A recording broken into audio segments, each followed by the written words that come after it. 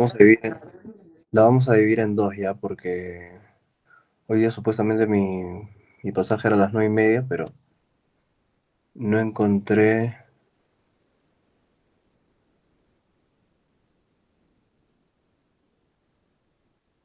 A ver, chicos, ¿quién es Julio Chambi? Es el de mi oficina, que como no podía conectarme desde mi celular porque no tengo acá. Soy Ay, ok, Ivonne. ok, ok, no, no Ajá. te preocupes.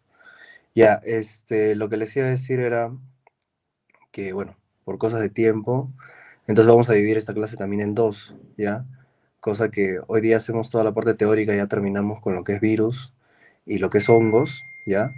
Porque tengo que acabar máximo a las 8:20, ¿ya? Así que 1 hora exacto. Y mañana a las 9 de la mañana, ¿ya?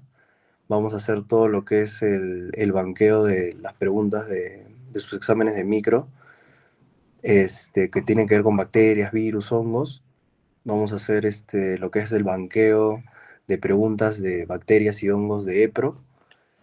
Y la clase de parásitos la vamos a dividir en dos. Una en la noche, que vamos a ver todo lo que es protozoarios, y otra el domingo en la mañana, que vamos a terminar de ver todo lo que son helmintos, ¿ya? Bueno, con respecto a temas, por ejemplo, loxoceles, lactrodectus, ¿no? Que también son enfermedades puntuales, ¿no? Por artrópodos, eso les voy a poner preguntas, al menos una pregunta en lo que es el simulacro. Porque el simulacro, algunos ya me lo han preguntado, no sé si todos lo saben, pero voy a hacer un simulacro de EPRO para toda su promoción el domingo, pero el domingo en la noche, ¿ya? O sea, va a ser un simulacro de 100 preguntas y va a ser parte, o sea, va a ser una parte de lo que son las clases del banqueo intensivo, ¿no? O sea, las 50 primeras preguntas las resolveríamos el domingo en la noche, que es parte del banqueo. Y lo otro, bueno, eso ya tengo que conversar con ustedes, porque más que todo ustedes son los que siempre han estado, ¿no? Entonces depende de ustedes de más o menos cómo quieren el banqueo, de cuántas clases, etcétera, pero ya lo vamos a hablar ahí. ¿Listo? Entonces, las clases de ahora van a ser cuatro, ¿ya? Son 4 clases más. Hoy día, mañana en la mañana, mañana en la noche, y Ah, no, perdón. Claro, no, hoy día es viernes. Claro, mañana anoche, el domingo en la mañana. Y el domingo en la mañana ya acabamos con todo lo que es infecto. Como les dije, es un montón. Es un montón. Las dos primeras clases creo que han durado 2 horas y media, 3 horas, ¿no? Entonces, también les dejé ya las clases para que hoy día terminemos de ver esta y puedan ver, ¿no? Si han faltado apuntes o algo que quieran repasar, ya pueden, se supone que hagan un repaso de eso toda la noche hoy día, y ya mañana en la mañana es el repaso con el banqueo, ¿no? Que siempre algunos enunciados, algo que no haya dicho, algo que es lo bueno de los banqueos, ¿no? Que se pueda agregar algo más y que no se dijo en la clase, y con eso cerramos todo lo que es bacterias, virus y hongos, ¿ya? Y ya de ahí en la noche comenzamos con parásitos, ¿listo? Bueno, entonces vamos a comenzar con esa clase, ¿ya? Ahora vamos a hablar lo que son los arbovirus. Dijimos que los arbovirus son aquellos virus que son transmitidos por artrópodos, o sea, no necesariamente están en una familia, sino que su vector es un artrópodo, ¿listo? Entonces acá tenemos al famoso Aedes aegypti, ¿no? El Aedes aegypti, acuérdense, les pueden poner un caso clínico de dengue y te ponen cuál es el vector, el Aedes aegypti, ¿no? Es un vector que está en la selva, sobre todo, por eso es el antecedente epidemiológico importante, y es el que transmite la fiebre amarilla, es el que transmite el dengue, es el que transmite el Zika y es el que transmite el chikungunya, ¿ya? Entonces, por eso es importante hablar de esas 4 enfermedades, ya que son, como yo les digo, la clínica inespecífica selvática, ¿no? Cuando yo digo clínica inespecífica selvática, ¿ya? Es un paciente con fiebre, con artralgias, con mialgias, con cefalea, ¿ya? Entonces, y bueno, hepatomegalia vamos a poner, ¿no? Generalmente, entonces siempre que te venga paciente con dolor articular, muscular, fiebre, cefalea que viene de la selva, ya se te tiene que abrir las posibilidades a dengue, fiebre amarilla, Zika, chikungunya. O sea, lo ideal es pedirle anticuerpos para los cuatro, para saber cuál es. Ahora, obviamente, como son virus, ¿no? La mayoría van a tener resolución espontánea, ¿no? Pero también hay que ver cómo es el curso, ¿no? Para ver más o menos cómo nosotros los vamos a manejar. Y sobre todo dengue, por ejemplo, ahora actualmente que hay epidemia, o sea, aumenta la incidencia de dengue, luego disminuye, luego nuevamente está aumentando, entonces es un tema que aclarar, ¿listo? Entonces acá les pongo las principales diferencias de cuadro diferencial entre dengue, chikungunya y zika, ¿no? Si se dan cuenta, ¿no? Todos tienen fiebre, ¿no? No vamos a diferenciar que uno tenga más fiebre que otro, todos tienen mialgias, todos tienen artralgias, pero acá va el primer dato. Generalmente el que más se asocia, de chikungunya, el que más se asocia a artralgias es el de la chikungunya, ¿ya? La chikungunya es el que más te va a poner sobre todo con dolores articulares, que puede llegar a generar hasta artritis, ¿ya? Inflamación de la articulación, ¿listo?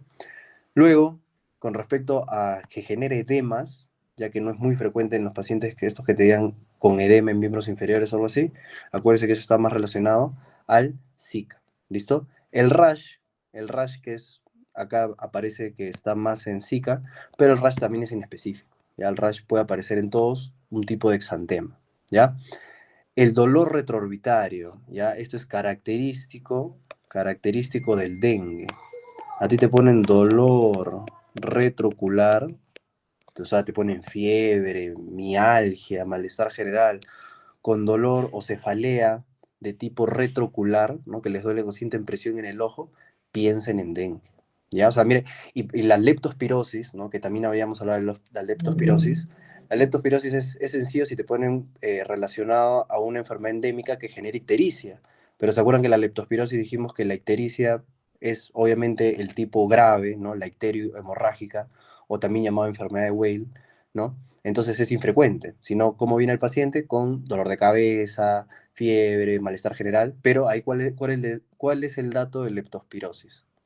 A ver quién me dice en el chat, cuál es el dato de leptospirosis para yo pensar en esa enfermedad y obviamente marcan esa alternativa. Muy bien, dolor a nivel de pantorrillas, ¿no? ¿Ven eso? Leptospirosis, ¿ya? Con respecto a la conjuntivitis, ya, eso sí, más frecuente en Zika, ¿ya? La hiperemia conjuntival, sobre todo en Zika, edema, Zika, ¿ya? Aunque Zika, dentro de las tres, es la menos prevalente, ojo, ¿ya? Luego, con respecto a linfadenopatías, general, ¿no? Depende del grado de infección, la hepatomegalia, más relacionado a chikungunya, ¿no? De celeste lo estoy poniendo por ahí, ¿no? Amarillo es lo importante, ¿no? Por ahí hepatomegalia se usa más a chikungunya, y la leucopenia, trombocitopenia, ahorita lo vamos a hablar, pero hay que relacionarlo más al dengue, ¿ya? El chikungunya también puede generar, pero es más característico o más severo en el dengue y es parte de la clínica, ¿no? Porque ahí vamos a ver que hay hemorragia, ¿no? Por la plaquetopenia severa. ¿Listo? Entonces, chikungunya, dolor articular, hepatomegalia, lo característico. ¿Me puede generar leucopenia, plaquetopenia? También, ¿ya? Zika, conjuntivitis con edema, aparte de los demás signos, ¿listo? Y dengue, característico, dolor retrocular, leucopenia, perdón, trombocitopenia, que vamos a ver ahorita, y que puede llegar a cuadros hemorrágicos cuando es un dengue grave, ¿listo? Acuérdense que el Zika, les van a preguntar, puede generar una infección neonatal, ¿no? Bueno, es una infección transplacentaria en sí, que se asocia a microcefalia, siempre preguntan esto, ¿ya? Que se asocia a microcefalia de manera congénita, perdón, el Zika de manera congénita a recién nacido con microcefalia, ¿listo? Entonces, vamos a hablar acá del dengue, ¿no? Entonces, ¿qué tipo de qué tipo de familia habíamos dicho que era? Era un flavivirus, ¿no? Y del género Flaviviridae, ¿no? Que ahí estaba el dengue, el Zika, la fiebre amarilla, los tres, ¿no? Pero el chikungunya no compartía con ellos, ¿se acuerdan? Porque esa era parte de la familia Tobaviridae. Bueno, ya lo tienen ustedes en el esquema, ¿no? Es como para saber la diferencia. Los que sí pertenecen al género Flavivirus era dengue, fiebre amarilla y Zika, ¿ya? Específicamente el género Flaviviridae. Entonces, un flavivirus en donde hay 4 tipos de dengue, ¿ya? El DEN1, el DEN 2, el DEN 3 y el DEN 4, ¿no? Entonces, ¿cuáles son los severos? Porque nosotros podemos identificar el 2 y el 3, ¿ya? El tipo 2 y el tipo 3 son los que están asociados a los cuadros de severidad. Ahora, la pregunta que ustedes siempre tienen que saber, ¿no? Doctor, si yo tuve dengue antes, ¿es mejor? ¿Es peor? Ya. Si tú tienes una infección por dengue 1, o sea, generas una inmunidad contra el mismo, vamos a poner homóloga, ¿no? Contra el mismo dengue de por vida. O sea, si tú nuevamente vas a Iquitos y nuevamente justo el Aedes aegypti que te pica te está pasando DEN 1, ya, no pasa nada. Ya tienes tu inmunidad para DEN 1 de por vida. Pero cuando la inmunidad es cruzada, o sea, tenías DEN 1 y después nuevamente vas a la selva, pero ahora el Aedes aegypti que te pica, independientemente que sea 2 o 3, ¿no? Ya, pongámosle 4. Es 4, es más severo, ¿ya? Pero ojo, o sea, cuando tú tienes un tipo de dengue, te genera inmunidad tanto para el mismo tipo de dengue, ¿no? Para toda la vida, y te genera inmunidad contra los otros tipos de dengue, pero de manera a corto plazo. O sea, si te da dengue y resolucionas todo, y en la misma semana te da nuevamente dengue con otro serotipo, vas a tener una buena inmunidad. Pero estamos hablando de que cuando ya vuelves, no sé, vuelves a Tacna, a Lima, qué sé yo, y vuelves después de años nuevamente a la selva y te pica otro, o sea, ahí esa inmunidad cruzada ya se eliminó. Entonces, cuando se cruza, eso hace que cuando nuevamente tengas, los cuadros sean más severos. Entonces, siempre te preguntan, ¿cuál es el antecedente importante para nosotros pensar que un dengue puede ser más severo? Que tenga antecedente de que ya haya tenido dengue antes, ¿ya? Porque hay que pensar que ha sido otro serotipo, ¿listo? Entonces, pero los más severos es el 2 y el 3, ¿listo? Entonces, el dengue tiene su evolución, ¿ya? Tiene su fase febril, que es la de la clínica, toda la clínica que hablamos en el cuadro, esa es la fase febril, ¿no? La clínica selvática inespecífica, en donde nosotros lo tenemos que ubicar. Acá le tenemos que pedir anticuerpos. Ya, por ejemplo, bueno, eso lo van a ver más en laboratorio, pero por ejemplo, acá nosotros pedimos el antígeno NS1, ¿ya? NS1. Es el antígeno que solo puedo pedir o solo me va a salir positivo antes de los 5 días. Después de los 5 días de iniciar el cuadro, ya no, ¿ya? Otra cosa es que también te preguntan, ¿no? Cuando nosotros decimos en dengue, sospecha, probable y confirmado. Ya, sospecha es un paciente que venga de área endémica y que tenga fiebre. ¿Ya? Simplemente un paciente que febril, que venga de un área endémica, hay que pensar en una sospecha, no solo de dengue, sino de cualquier otra enfermedad endémica de esa zona. Probable es que ya tenga lo mismo, ¿no? O sea, que venga a una zona endémica, que tenga fiebre y que tenga más de 2, o sea, mayor o igual a 2 de los signos y síntomas que mencionamos, ¿no? Que tenga dolor articular, dolor muscular, ahí ya decimos probable, ¿no? Porque una fiebre, simplemente una fiebre, es inespecífico, ¿no? Entonces sospecha nada más. Ya cuando el paciente me viene con que te diga dolor retrocular, que te diga tal vez lo que es con el rash, ¿no? Cualquiera de esos, ya nosotros pensamos en probable. Y confirmado solo es cuando tenemos pruebas positivas, ¿no? O sea, en este caso, por ejemplo, antígeno NS1 en los primeros 5 días y después de los 5 días ya solo pedimos anticuerpos, ¿no? O sea, pruebas ELISA para IgM, IgG contra el virus dengue, ¿ya? Sencillo. Ahora, lo que te preguntan, ¿no? ¿Cuál es la etapa severa del dengue?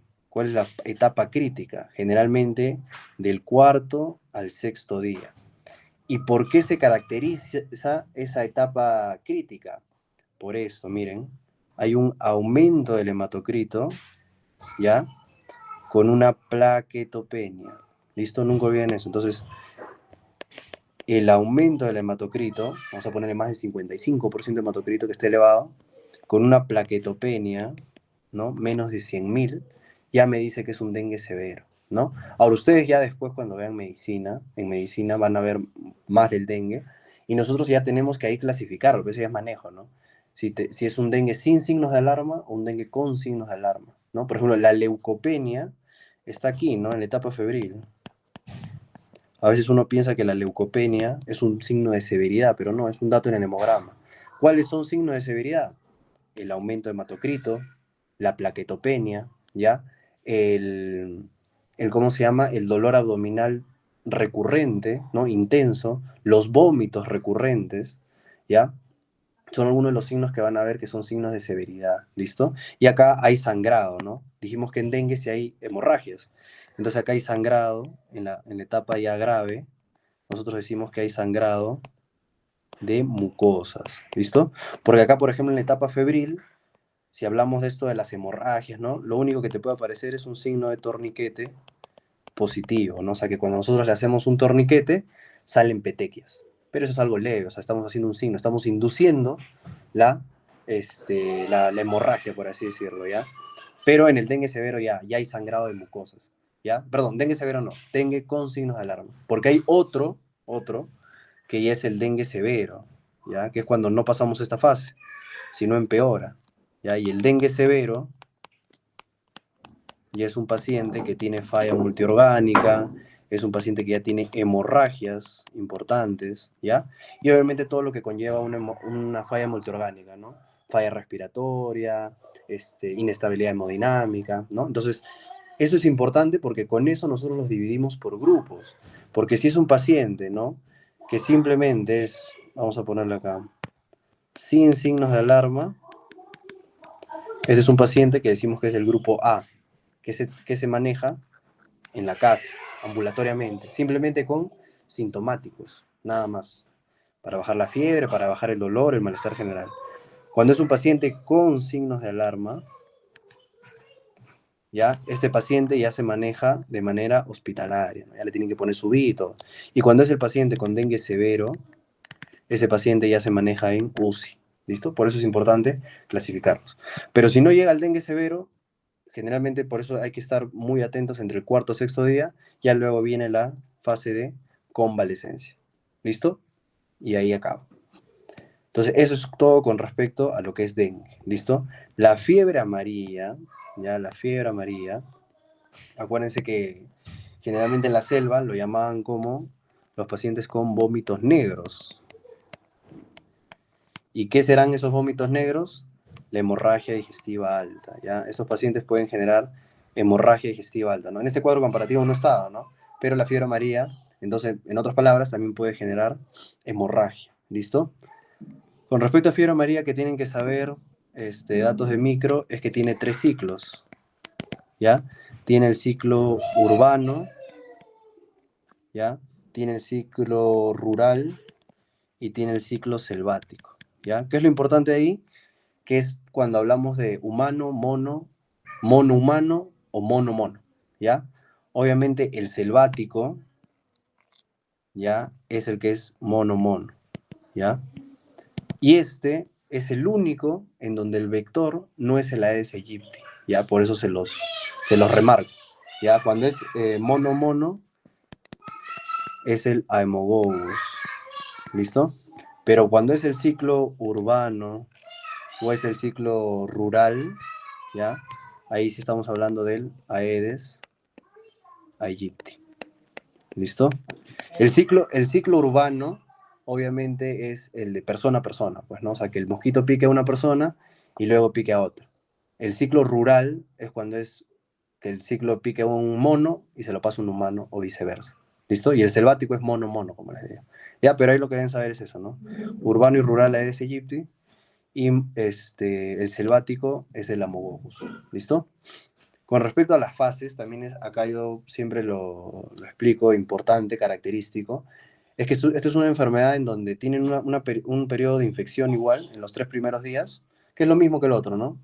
Fiebre, cefalea, mialgias, ¿no? Todo lo que están viendo acá, inyección conjuntival, ¿no? Esto importantísimo, bradicardia relativa, ¿ya? Esta es una de las pocas enfermedades donde genera el famoso signo de Faguet, ¿ya? Da signos para que comiencen a saber en semiología. ¿Qué es el signo de Faguet? Cuando el paciente tiene fiebre, ¿ya? Pero su frecuencia cardíaca es normal o baja. Entonces, eso no es normal, porque ustedes saben que siempre que un paciente que tenga fiebre aumenta la temperatura, por cada grado centígrado aumenta 10 latidos por minuto, ¿no? Por eso en los procesos infecciosos siempre los pacientes están con taquicardia, ¿ya? Pero, por ejemplo, en la fiebre amarilla pasa esto, ¿no? El paciente puede estar con 38, 39, y la frecuencia cardíaca o es normal, 70, 75, o hasta a veces tiene bradicardia. Y a eso nosotros decimos bradicardia relativa, ¿listo? ¿Es la única enfermedad que presenta el signo de Fabet? No, hay otra, que es la fiebre tifoidea, que es la que hablábamos, ¿se acuerdan? Que les dije que habían distintos signos, características de la fiebre tifoidea para diferenciar. Uno de esos es el signo de Fabet, ¿ya? Solo que obviamente la fiebre tifoidea que dijimos tiene una fiebre continua, ¿ya? Entonces, signo de Fabet, fiebre tifoidea y fiebre amarilla, ¿listo? Entonces, luego de esa fase, etapa clínica de infección, ahí es donde llega otra etapa que es la etapa de remisión, ¿no? Y ahí es donde yo digo que es importante, ¿no? Porque uno dice, ya, remisión, ha disminuido la fiebre, han disminuido los síntomas. En el laboratorio lo único que podría llegar a ver es, como dice acá, proteinuria, pero casi nunca te lo preguntan, ¿ya? Pero lo que quiero que sepan es que cuando hay esa fase de remisión, no es como cualquier enfermedad, que es la etapa de remisión y ahí acaba, ¿no? Sino que después de esa fase de remisión llega la fase de intoxicación. Entonces, en otras palabras, en paciente que nosotros tengamos ya con fiebre amarilla diagnosticado, igual acá se piden anticuerpos, que es un virus, ¿no? Y ustedes ya ven que está bajando la fiebre, no van a tener ese error de agarrar y decirle ya se puede ir a su casa, se puede ir de alta, porque ya saben que la tercera fase es la de intoxicación. O sea, luego de que está bien, va a volver a recaer. O sea, posiblemente si es que llega a esa fase, ¿no? Porque también puede que esté en remisión, lo veas, obviamente esperas hospitalizado una semana más, así, está bien, y ahí siga. No llegó a la fase de intoxicación, ¿no? Por eso los días es importante. Entonces, la fase de remisión puede ser el tercer al cuarto día. Si sigue hospitalizado quinto, sexto día, una semana y no tiene nada, y ahí sí se va, pues, porque ya no ha tenido esta fase de intoxicación. Pero la cosa es que no le des de alta en el día 3 o en el día 4, eso voy, ¿ya? Porque en la fase de intoxicación ya vienen las hemorragias, pues, ¿no? Las hemorragias, que es lo que les digo, que es la hemorragia digestiva alta, ¿listo? Bueno, acá periodo de incubación, no olviden, a veces les pueden preguntar de lo que es fiebre amarilla, de 3 a 6 días. Dengue, periodo de incubación de 5 a 7 días. ¿Listo? Entonces, eso con respecto a los arbovirus. ¿Ya? Clarísimo. Entonces vamos con las preguntas, ¿no? Dice, varón de 15 años, procedente de Iquitos, presenta fiebre, cefalea retrocular, ¿ven? Característico, mialgias y exantemas que respeta palmas y plantas, ¿no? Entonces, ¿qué es lo que deberíamos sospechar? En dengue. ¿Listo? Respecto a las enfermedades causadas por los arbovirus, ¿no? El virus de chikungunya genera clásicamente dolor articular, sí, ¿no? Que les dije que puede llegar hasta artritis. Luego de la fase de remisión en la fiebre amarilla, aparece la fase de intoxicación, también verdadero. La complicación del dengue es clásicamente el aumento del hematocrito con la plaquetopenia, sí, ¿no? ¿Quién también puede presentar eso? El chikungunya, dijimos, ¿no? Pero es característico del dengue, ¿listo? ¿Y el tipo de dengue más severo es el dengue tipo 1? No, es el dengue tipo 2 y el tipo 3, ¿listo? ¿Hasta ahí, chicos, alguna duda? ¿Todo está claro? Vacunas, acuérdense, hay vacunas contra la fiebre amarilla, ¿ya? La vacuna que se da, acuérdense que es a los 15 meses de edad, eso está en la norma técnica, lo tienen que saber, lo van a tener que saber en la parte de pediatría, ¿ya? Y la cepa que se da es la cepa 17D, ¿no? Antes se hacían refuerzos de esta vacuna, ahora no. Ahora se dice que si te vacunas contra la fiebre amarilla, ¿no? Que es la antiamarílica, ya tienes protección de por vida. Pero igual siempre te tienes que poner refuerzos si es que vas a ir a una zona endémica. ¿Listo? Ya, sigamos. Ya, ahora vamos a hablar de lo que es virus de VIH, ¿ya? El virus de VIH, ¿no? Habíamos dicho que era un retrovirus, ¿no? Un retrovirus de tipo lentivirus, ¿no? ¿Por qué lentivirus? Porque tiene una replicación lenta. Recuerden que hay distintos patrones de VIH, pero lo más frecuente es que, desde que te infectas hasta que generas la etapa por así decirlo, la etapa clínica o ya la etapa de SIDA, es generalmente de 8 a 10 años, ¿ya? Por eso es un lentivirus, se va replicando lentamente, ¿ya? Existe, existe el VIH-1 y existe también el VIH-2, ¿ya? Obviamente el más frecuente es el VIH-1, ¿ya? Y específicamente el grupo M, ¿ya? Porque el VIH tiene distintos grupos, tiene grupo M, tiene grupo O, ¿ya? Pero el más frecuente va a ser el grupo M, ¿listo? El VIH-2 se vio relacionado, por ejemplo, en África, ¿ya? Pero acuérdense siempre lo más frecuente, ¿no? El VIH tipo 1, listo. ¿Qué características importantes que deben saber tiene el virus, ¿no? En lo que es la parte de la envoltura, en su envoltura, o sea, los genes de envoltura, tiene la glicoproteína 41, la glicoproteína 120, ¿ya? Que son glicoproteínas de envoltura, o sea, lo que reviste al VIH, ¿listo? Luego también tenemos los genes GAC, que son los genes de la cápside, ¿ya? Y acá tenemos la glicoproteína 18, la glicoproteína 24 y la proteína 15, ¿listo? Eso, como les digo, son de la cápside, ¿listo? Y también tenemos a lo que es el gen POL, ¿ya? Que es el que produce las enzimas, ¿listo? O sea, las proteasas, ya todo lo que va a generar la destrucción, ¿ya? Pero sobre todo, lo más importante que tienen que saber acá del VIH es que produce la famosa transcriptasa inversa, ¿no? ¿Qué tipo de virus era el VIH? ¿Se acuerdan? ARN, ¿no? Ya que todos los virus son ARN, a excepción de los ADN, que les dije que se acuerdan, que era el papilomavirus, el parvovirus, los virus herpes, todos los virus herpes, hepatitis B, ¿no? Y ahí el adenovirus molusco contagioso, que dijimos que agregado, ¿no? De ahí todos los demás son ARNs.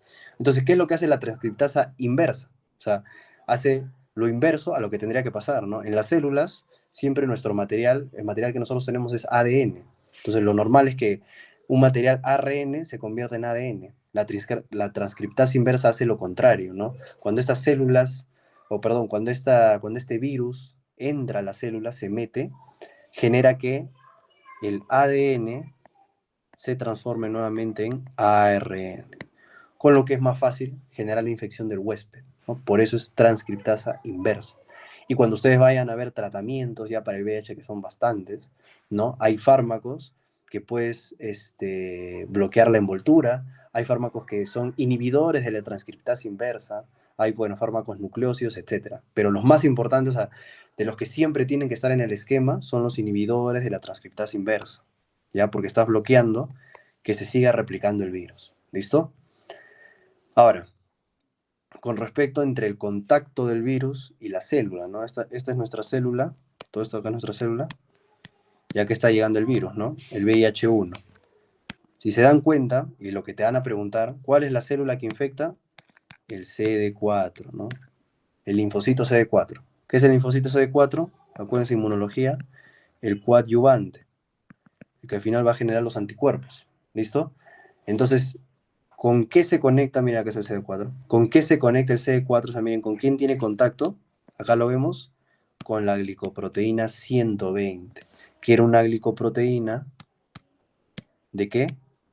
De envoltura. O sea, es la glicoproteína que está afuera del virus.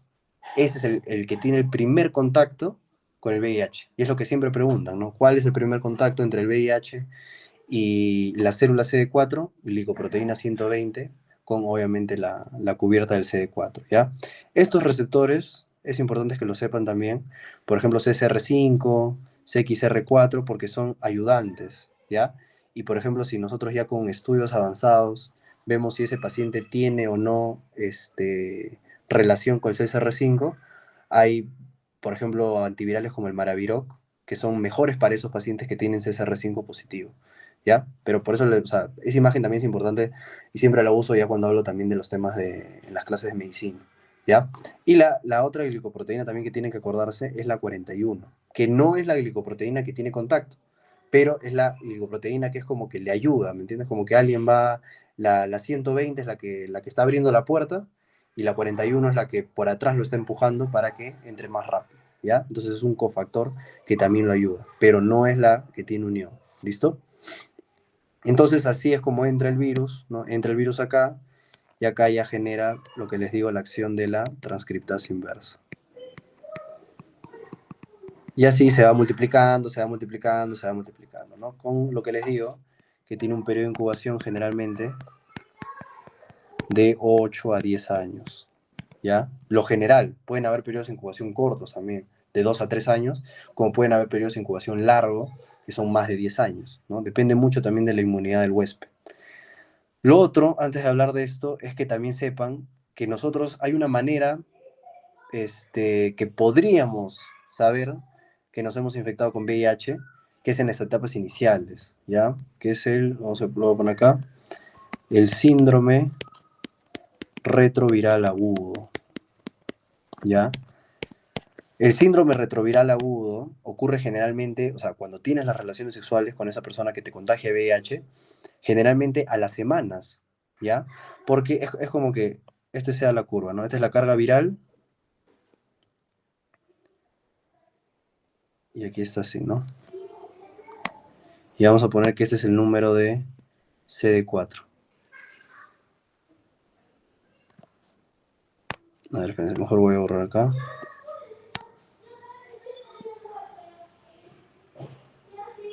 Ya. Entonces, esto por ejemplo es el CD4, ¿no? Entonces, CD4, acá estamos hablando de que esta es la infección primaria, la primera vez que te contagias con el virus. Entonces, obviamente el CD4, en lo que pasa el tiempo, va disminuyendo, ¿no? Cuando nosotros ya hablamos que esto es estadio SIDA, cuando el CD4, nunca deben olvidar, es menor de 200. Cuando es menor de 200 ya nosotros decimos que está en etapa SIDA, ¿listo? Y ahí es donde ya comienzan a aparecer las enfermedades oportunistas y de las que vamos a hablar algunas importantes. Y esto de acá lo que estoy poniendo es la carga viral, ¿ya? Entonces la carga viral tiene este pico, que es lo que les estoy diciendo, que es el síndrome retroviral agudo. Luego esto disminuye, ¿no? Vamos a ver que disminuye así, y ya obviamente cuando va, nuevamente sigue evolucionando, ya va aumentando paulatinamente hasta igual ya llegar a una carga viral alta cuando el paciente tiene SIDA. Pero acá podemos nosotros diagnosticarlo, y es obviamente alguien que tenga mucho ojo clínico, porque esto es como un síndrome mononucleócido. ¿Qué es un síndrome mononucleócido, doctor? Lo que hablamos, ¿se acuerdan que era la mononucleosis infecciosa? ¿Cuál era su triada? Fiebre, adenopatías y faringitis, ¿no? El síndrome retroviral agudo es igualito. Entonces, ¿qué es lo que pasa? ¿No? La única manera de que nosotros nos demos cuenta es porque este paciente puede venir con un cuadro de faringitis, ¿no? Yo les he dicho que la mononucleosis infecciosa es de diagnóstico diferencial para pacientes con faringitis, por viral, faringomielitis bacteriana o mononucleosis infecciosa. Entonces, un cuadro con faringitis, si nosotros lo vemos así rápido, dolor de garganta, te puedes, o sea, obviamente lo puedes estar tratando, que lo más frecuente es una faringitis viral, pero se te pueden estar yendo estas enfermedades como la mononucleosis infecciosa y como el síndrome retroviral agudo, ¿ya? Entonces, quiero que entiendan eso, porque ahí sería importante saber el antecedente, ¿no? Si te dicen, no, si he tenido relaciones con, no sé, fui a un prostíbulo y tuve relaciones sexuales y ahora he tenido fiebre y estoy preocupado. Es un buen antecedente, ¿no? O que haya tenido relaciones sexuales con un hombre o con una mujer que obviamente no es su pareja, ¿no? O sea, es alguien X. Entonces, esos antecedentes son importantes, porque la clínica, como les digo, del síndrome retroviral agudo es la misma que un síndrome de mononucleosis, ¿ya? Puede venir con adenopatías, hepatomegalia, fiebre, rash, ¿no? Pero no me va a identificar. Y la única manera de nosotros acá, como ya saben que es por una carga viral, y eso han preguntado en el NAP, entonces, ¿qué examen nosotros le pediríamos ahí? Carga viral. Acá no le pedimos ELISA, no le pedimos Western Blot para VIH, no, carga viral. Acá ya, cuando el paciente ya está manifestando las clínicas y todo, ya saben, actualmente el diagnóstico puede ser con 2 pruebas rápidas, puede ser con una prueba rápida y una confirmatoria, ¿ya? Antiguamente, te decían que era una prueba rápida con una prueba confirmatoria, ¿no? Ahora no, ahora 2 pruebas rápidas de ELISA, que me salga positivo para VIH, esas que les toman ahí en la UPT a veces, ya es diagnóstico para VIH. No es necesario un Western blot, ¿ya? Bueno, eso lo van a ver más en medicina, pero para que lo sepan. Listo, entonces tengan en cuenta esto. Miren cuántos diagnósticos diferencial puede haber en un paciente que viene con dolor de garganta, fiebre y adenopatías, ¿no? Entonces, ¿cuáles son las infecciones oportunistas que siempre deben saber, ¿no? A nivel pulmonar, acuérdense que lo más frecuente, si te dicen neumonía, es el neumococo, ¿ya? O sea, lo más frecuente es que ese paciente va a tener neumonías a repetición por neumococo, ¿ya? Ahora, lo más característico, y ya, bueno, más allá de característico, es que ya aparecen etapas SIDA, porque tienen que haber CD4 menor de 200 para que aparezca esto, es la famosa neumonía por neumocistis girovesi, ¿ya? ¿Y cómo te ponen esto? Paciente con VIH que tiene en la radiografía infiltrados intersticiales, ¿no? O a la auscultación se escuchan crépitos, ¿ya? Pero siempre te van a decir esto, la radiografía. Infiltrados intersticiales. En paciente con VIH, infección por neumocistis girovesi. Yo les dije que solo en 2 enfermedades el cotrimoxazol es el tratamiento de elección, que es en esta, en la neumonía por neumocistis girovesi, y en qué más les dije, en la nocardia, en la infección por nocardia, ¿se acuerdan? La que generaba abscesos pulmonares, abscesos cerebrales, ahí también el cotrimoxazol es el de elección, ¿ya?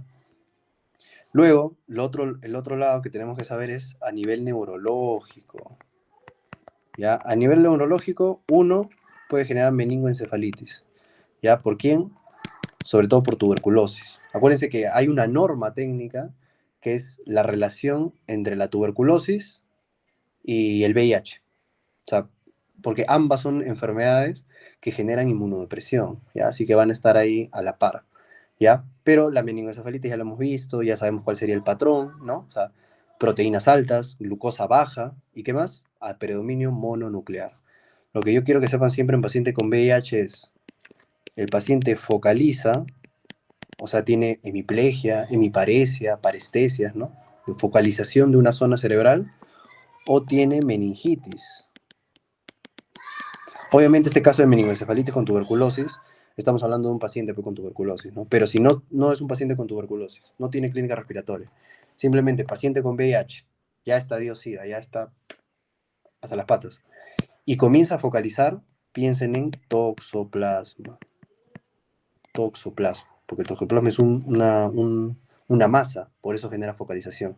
En cambio, paciente con VIH, con meningitis, piensen en criptococo, ¿no? ¿Qué te van a poner ahí en el examen también?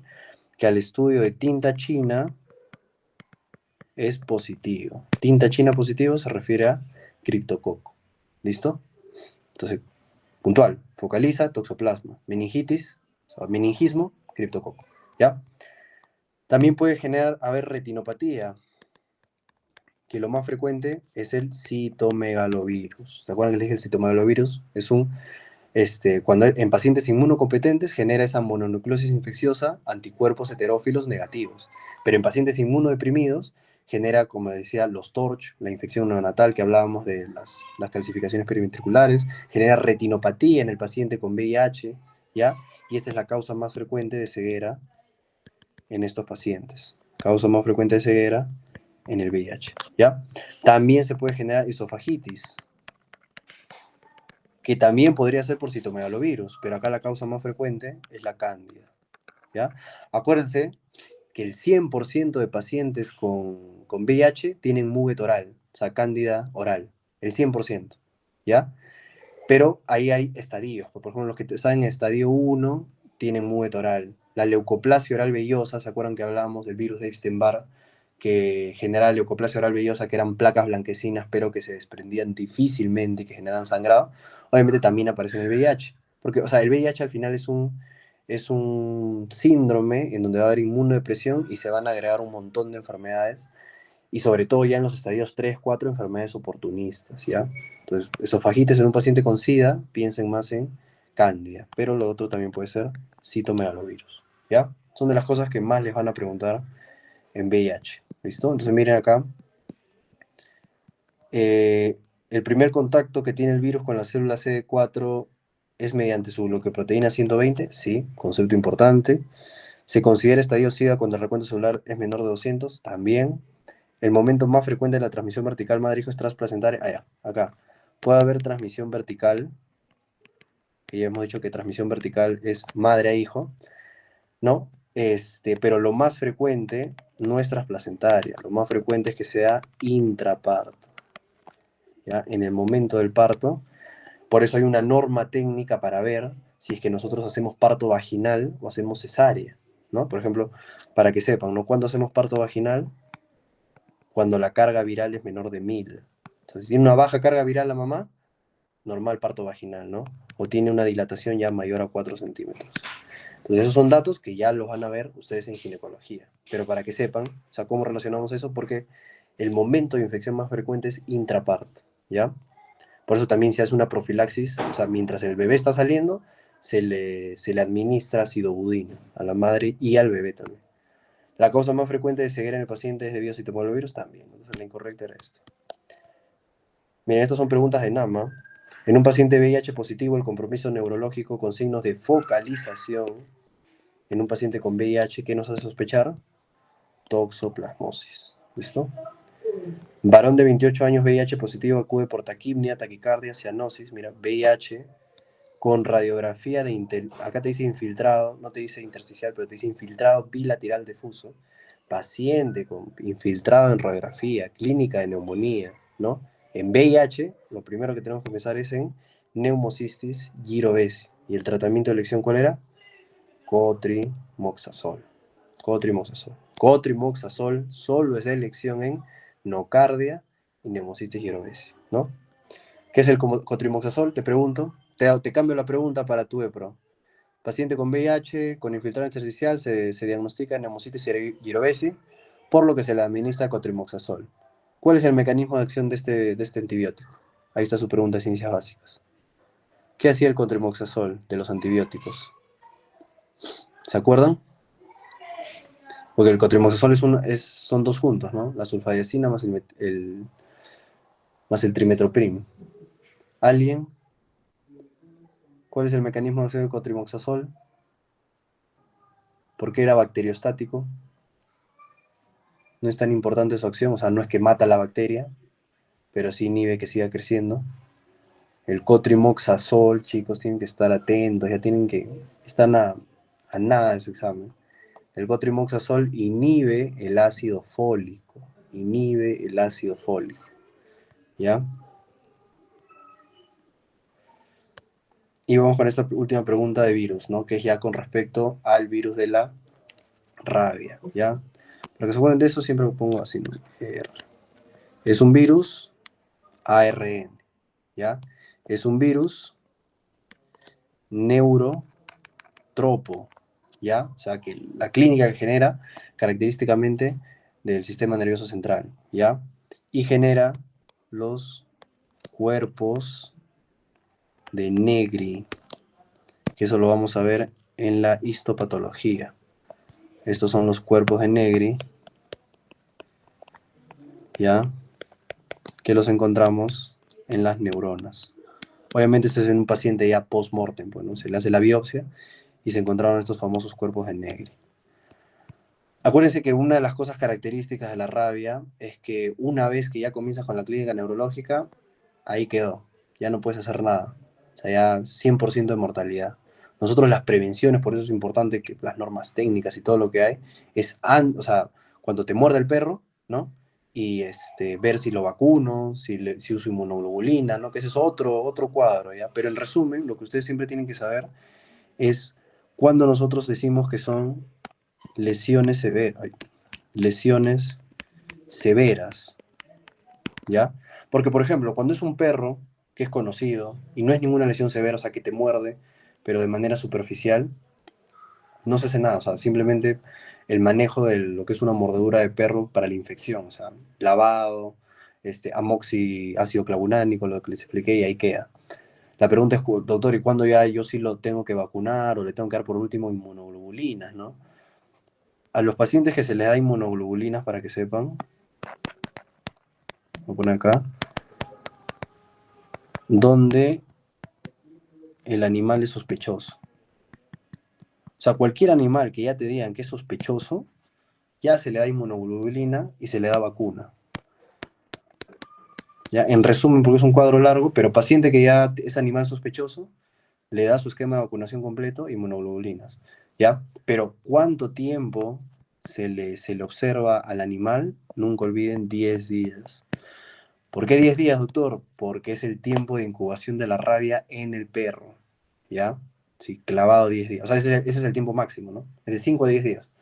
Pero el tiempo máximo es 10 días. Si después de 10 días el perro no desarrolla rabia, tranquilo, no pasó nada, ¿no? En cambio, el periodo de incubación en el humano varía. Pues. ¿Varía por qué? Dependiendo de la lesión. Por eso ahí es donde decimos lesiones severas. Mientras más cerca sea la mordedura al cerebro, es severo, pues porque ese virus viaja más rápido. Entonces, ¿cuáles son lesiones severas? En la cabeza, en el cuello. ¿Qué más es una lesión severa? Una lesión profunda. O sea, que llegue mínimo hasta a la capa muscular, ¿no? O sea, que esté enterrado y sea una herida profunda. Diferente es cuando te muerde un poquito y hay como una erosión, o a lo mucho como que te deja una línea, pues, ¿no? Eso normal, ¿ya? Cabeza, cuello profundas. Y la otra, que sea a nivel de terminaciones nerviosas. Porque obviamente si te muerde en lugares de terminaciones nerviosas, ese virus va a viajar más rápido. Entonces, ¿en qué casos es? Por ejemplo, genitales. Los genitales tienen terminaciones nerviosas. Es un área muy sensible. Y el pulpejo de los dedos. ¿Ya? El pulpejo de los dedos también es otra área sensible. ¿Listo? Entonces, ¿algo más que tengan que ver sobre rabia? No, es lo más importante. ¿Ya? Nunca olviden eso. Neurotropo, virus ARN, del género, acuérdense, habíamos dicho de la familia, Rhabdoviridae, género, Lisavirus. ¿Listo? Entonces marcan lo incorrecto con respecto a la rabia. Pertenece a la familia Rhabdoviridae género ARN, ¿sí? Los cuerpos de Negri son inclusiones citoplasmáticas presentes en neuronas también. Una mordedura en el pulpejo de los dedos es considerada grave, sí, porque tiene terminaciones nerviosas. Y el control del animal no sospechoso ante una lesión no grave es de 15 días, no, es 10 días. ¿Listo? Ya. Ahora sí vamos con la parte que es micosis. Pero miren chicos, ya estoy viendo, me he morado bastante en lo que es virus. Que de verdad a veces quiero cortarlo, pero siempre hay más datos importantes que les tengo que enseñar. Ya, miren, hacemos mañana, ¿ya? Mañana, mañana terminamos con lo que es micosis. Damos un break de 15, 20 minutos y vamos con todo con las preguntas, ¿ya? Que bueno, ustedes me imagino que tienen los exámenes, pero igual yo se las he reunido todas en un PDF, así que igual se los voy a pasar mañana. Y resolvemos todas esas preguntas, ¿ya? Así que hoy día, por favor, tienen que responder todo, o sea, repasen la clase de antibióticos, la clase de bacterias, la clase de virus, todo lo que hemos visto, y ya mañana simplemente, bueno, micosis, sí no creo que pase de la hora, es corto, es puntual, ¿ya? Bueno, no sé, porque a veces pienso que no va a pasar la hora y me paso. Pero ya mañana veríamos eso, ¿no? Igual repasen de sus diapos, esas cosas, ya como para que lo mío sea un refuerzo de las cosas importantes. ¿Ya? Entonces mañana a las 7 8 9 de la mañana, ¿ya chicos? 9 de la mañana. El mismo material, obviamente. Lo que les voy a mandar es el PDF con las preguntas. ¿Ya chicos? Nos vemos mañana. Hasta luego.